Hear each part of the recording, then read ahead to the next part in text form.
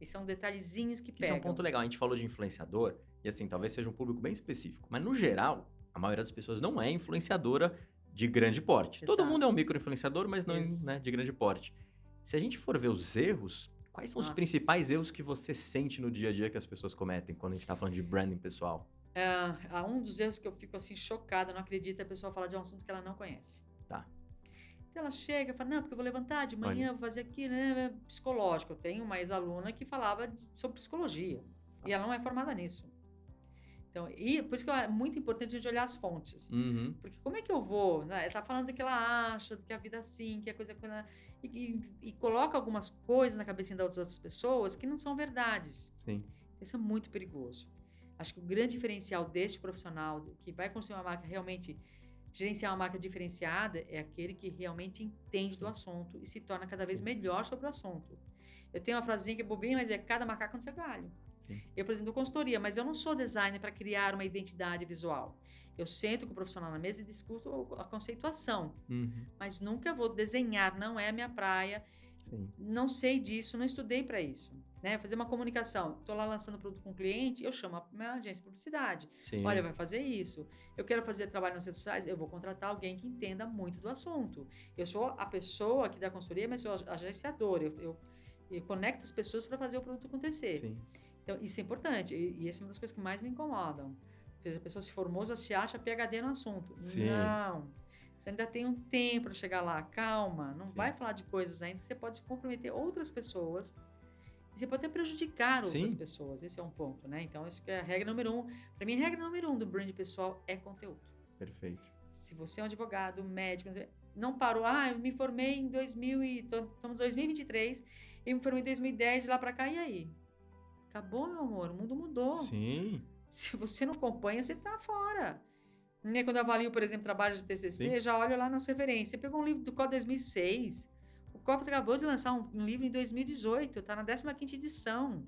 Não dá para aceitar isso aqui. Sim. Porque a pessoa não está se atualizando. Então, isso é muito importante. Não, então, e o pessoal faz a faculdade e depois não quer fazer mais nada à noite. Exatamente. Né? Não tem que fazer. Tá mudando muito. As informações estão muito rápidas. Sim.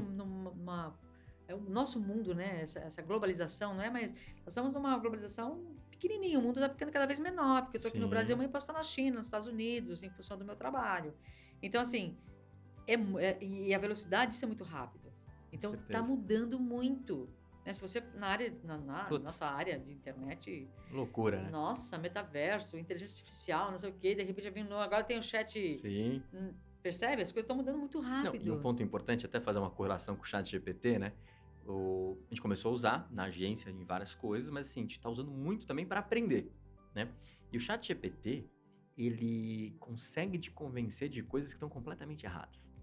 Esse é um ponto interessante. Olha que legal. Então assim, se você pegar e pedir para ele te convencer, ou você pedir uma informação que está errada, ele te convence que aquilo está certo, né?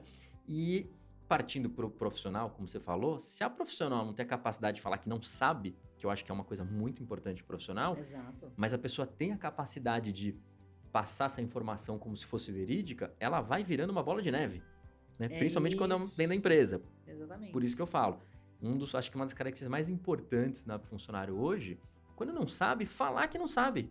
Falei, não tem demérito nenhum em falar que não sabe. Fala, olha, não sei, deixa eu dar uma estudada e vou te responder. Isso porque mesmo. muitas vezes o que a gente vê no call, tem 10 pessoas na sala, e surge uma dúvida, né? Ou surge uma indagação, e a pessoa tem a ânsia de responder muito rápido. Olha só. E aí se enrola, fala um monte de besteira. E normalmente o call tá gravado, depois alguém vai ver e vai ter certeza que aquilo é uma besteira, né? Exatamente. Mas acho que o principal ponto não tem demérito nenhum se você falar, olha, não tô confortável com essa resposta aqui, deixa eu estudar um pouco mais e te trazer uma informação fidedigna. Perfeito, não é? Tem que ser assim. Mas as pessoas têm vergonha de falar isso. Eu acho que não é nenhum problema, poxa. Não, pelo contrário, para mim eu estimulo exatamente isso. Acho que a pessoa tem que saber, eu sei disso, mas não sei disso, mas tudo bem, eu posso aprender, não tem problema. Não posso querer abraçar uma coisa que eu não sei, aí fica pior.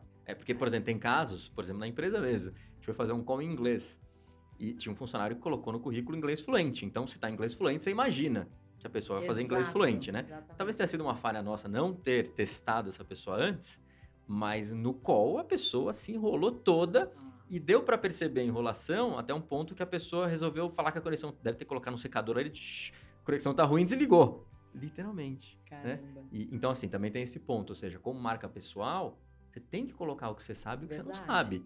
Porque se alguém te contratar por causa do inglês e você não performar, e aí? Como fica a É. sua marca pessoal nesse momento? Você não acredita mais nessa pessoa. Esse é o ponto. As É. pessoas não pensam nisso, né? Se eu sou rejeitada porque existem pessoas melhores que eu, ok. Mas se eu tô inventando que eu sou tanto quanto e a pessoa descobrir, Sim. para você voltar, para as pessoas terem coragem de contratar você no mercado, e o mercado é tão pequeno, que as pessoas falam umas das outras no mercado, né? Então você tem que saber Sim. gerenciar sua marca todo E eu dia. sempre falo, até comparando um pouco aí com o resultado de pesquisa, né? O pessoal às vezes faz muita besteira técnica em site.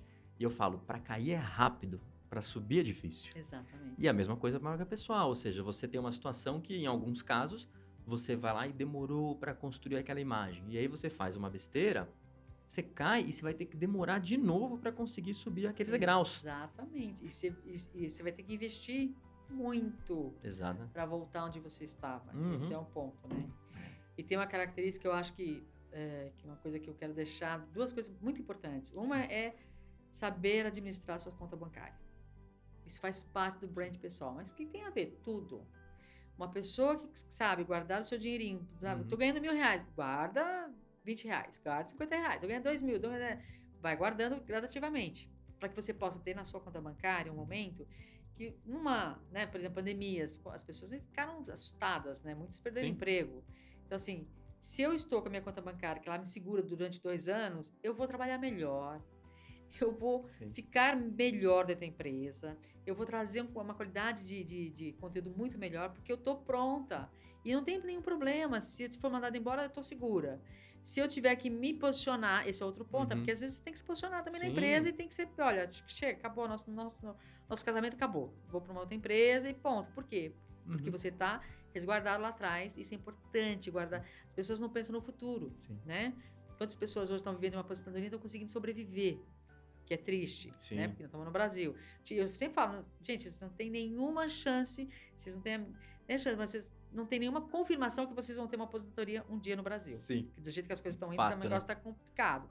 Então, vai se preparando. Ou que seja uma aposentadoria decente, né? Também. Exatamente, né? Porque tem pessoas que ganham 3.000, 4.000, não conseguem. E a pessoa mais velha tem várias contas para pagar. Vai gastar isso no mínimo só de remédio, né? Exatamente. Então, se você não fizer isso agora, lá na frente isso pode acontecer. Então se prepara, guarda um pouquinho, sabe? Todo mês, gerencia a sua conta. Às vezes você pode não comprar isso agora que não tem necessidade. Pensa, mas eu não sei trabalhar as finanças. Tem várias influências que falam muito bem disso. Sim. Que você pode até baixar lá, inclusive, tem lá um aplicativo que você pode gerenciar a sua conta, quanto você ganha, quanto você gasta. Não, o Brasil tem a mania de gastar a mais do que ele ganha. Isso é cultura brasileira. Quero comprar um carro. Eu não vou comprar aquele carro com 10, vou comprar aquele carro com 50, porque aí eu vou mostrar pro meu vizinho. Você não pode comprar aquele carro. Compra de 10 e depois vai chegar lá na frente, você vai entrar com o carro de 50. Então as pessoas não percebem isso e a gestão financeira faz parte de uma marca pessoal forte no mercado. A gestão financeira dá segurança para que você execute o seu planejamento, né? Exatamente. E aí tem um case interessante, ó, só um caso que talvez seja bem próximo aqui, né? Tem um freela que a gente trabalha, e a gente finíssimo, adoro ele, mas assim, você vê que ele perdeu já várias oportunidades por causa disso. E aí você fala, mas por quê? Então, cheguei para ele e falei, olha, hoje não estamos com vaga na empresa e tal, surgiu uma oportunidade, porque a gente trabalha muito com o gestor de conta. A pessoa entra para fazer uma gestão de uma conta e aprender da conta, fazer tudo que é de marketing digital ali. Legal. Falei, olha, vamos te passando uns textos, algumas coisas para você fazer e tal, quando surgiu a oportunidade te aviso. Aí surgiu a primeira vez, falei com ele, e ele respondeu, putz, tô ferrado aqui, basicamente era isso, né? Tô precisando de grana, não sei o que lá, não vou conseguir entrar agora, porque eu peguei um outro job ali, que inclusive era pra fazer de madrugada, ele odiava o job, mas ele fez, por causa de grana. Mas foi a primeira, foi a segunda, 3 vezes seguidas, abriu uma oportunidade, eu convidei ele, Caramba. Só que você entra pra ganhar um pouquinho menos, né? E aí depois vai subindo na carreira, e ele não conseguiu, por quê? Porque ele tava com problema financeiro, e pra apagar o fogo, ele foi fazer uns freelas correndo de final de semana, à noite, em vários horários diferentes, e ele nunca conseguiu abraçar as oportunidades. Isso, você fala uma palavrinha-chave, oportunidades. Todo mundo tem oportunidade na vida. Alguns enxergam, outros não enxergam. Olha. E eu falo, todo mundo tem oportunidade. Sim. Sabe? Mas eu vou lá, não, vou pegar o trânsito, vou chegar lá. Cara, olha qual a importância disso e abraça, Sim. né? E faça um pouco de sacrifício, porque Sim. vai trazer de volta isso. Ela não enxerga isso, e essas oportunidades, eu falo sempre, todo mundo tem.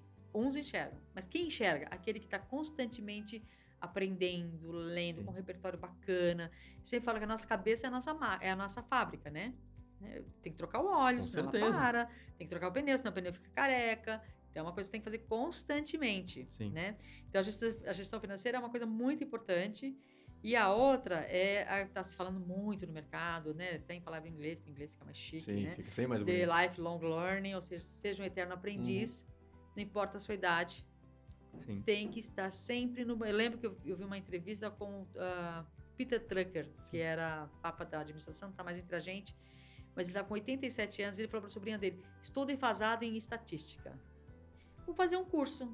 Vamos lá. Cara, que coisa gostosa. 87 anos, falando, eu vou fazer um curso que eu preciso aprimorar esse conhecimento. Não tem coisa melhor. Por isso que ele foi um excelente profissional e ganhou muito bem. Sim. E adoro quando o profissional ganha muito bem pelo conteúdo dele. Eu tiro o chapéu, eu vibro. Tem que ser, porque é assim que a gente faz a diferença no mercado. Eu tenho uma pessoa da família que, na verdade, é um tio da minha avó. Então, ele é, sei lá, não sei se é tio ou avó que você fala, mas ok. Ariel Santos. Ele morava em Santos ali, né? E foi interessante, porque acho que ele, salvo engano, tá? Não lembro direito o número certinho, mas foi com 82 ou com 83. Ele fez, na época, um curso de informática. Olha só. Fala, peraí, uma pessoa que nunca tinha pegado no computador foi lá e fez. Isso na década de 90, né? Exatamente. Então, eu acho que é muito importante isso. E nos dias atuais, no ambiente digital hoje, você vive mudanças muito drásticas. Exato. Né? Exato. Então, você tem que estar muito atualizado. Até falou pro pessoal, dou alguns exemplos. Eu fiz um curso de ETM há um tempo atrás, há bastante tempo atrás. Passou, 3 meses, já foi atualizado e inspecionado o curso. Então, a pessoa que fazia o curso já estava vendo uma outra tela. Aí eu fui lá, fui atualizando e tal. Aí passou uns 3 meses de novo. Aí eu falei, que inferno, ferrou, tô que atualizar esse curso todo dia. Então, se você não tiver numa área que você atua, Exato. você não consegue se manter. Não só nos estudos, Verdade. né? Mas no mercado.